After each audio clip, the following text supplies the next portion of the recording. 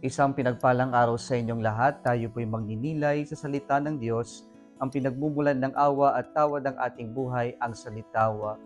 We're now on Monday within the octave of Easter.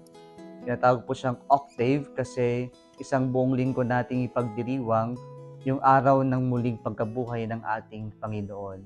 Because of the importance of significance of this mystery, we cannot just simply celebrate it in a day.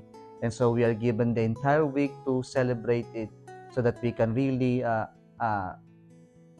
meditate, reflect, or even contemplate on this mystery and try to apply it in our lives as Catholic Christians.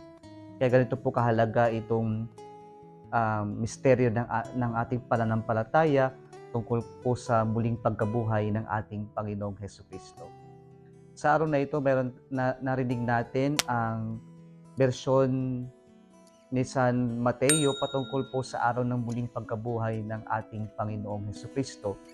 Ang mapapansin natin sa mga ebanghelyo natin na mayroon pong pagkakaiba sa kung paano nila isinalaysay ang muling pagkabuhay ng ating Panginoon. Pero hindi po natin yan pag-uusapan o pagninilayan dito kasi parang magiging klase ang ating approach kapag yun po yung ating magiging punto sa ating pagninilay sa araw na ito. Ngunit po mga kapatid, sa mga detalyeng isinalaysay ni San Mateo, na siya ay nagpakita sa mga kababaihan at doon binati sila ng kapayapaan at sinabi yung huwag kayong matakot.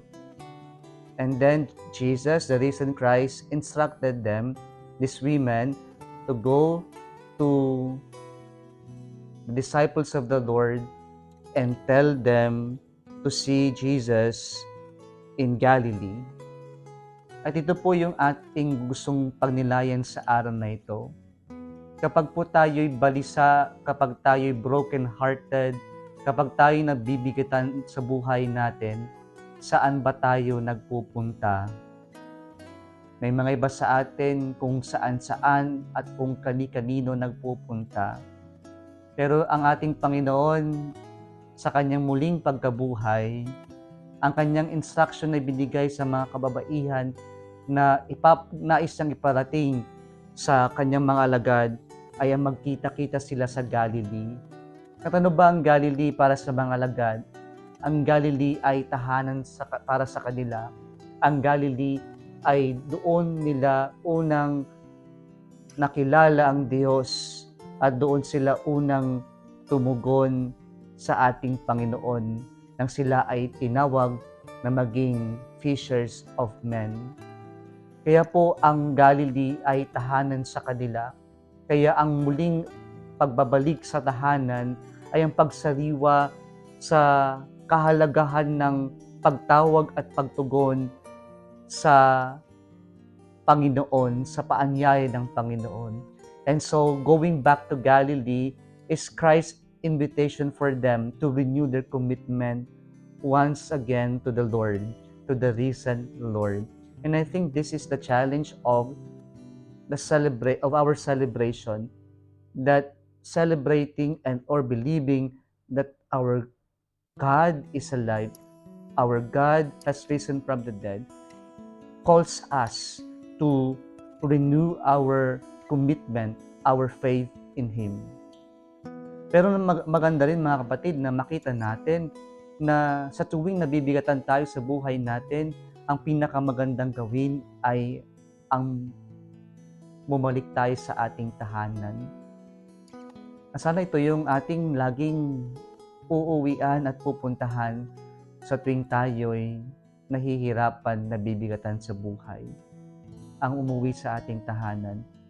Sapagkat sa tahanan doon tayo tanggap, sa tahanan natin doon tayo makakaranas ng mga taong nauunawaan, tatanggapin tayo at mamahalin tayo ano pa man ang mangyari, ano pa man ang sitwasyon. Kaya kung tayo nabibigatan, umuwi tayo sa ating tahanan. Huwag kung kani-kanino, huwag kung saan-saan.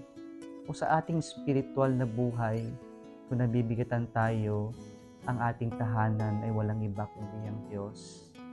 Magbalik tayo sa Kanya Sa Kanya tayo lumapit at sa Kanya tayo makakaranas ng tahan na, "Do not be afraid, I am with you till the end of times." At sana mga kapatid, sa panahon natin ngayon na nakakalungkot na yung tahanan ay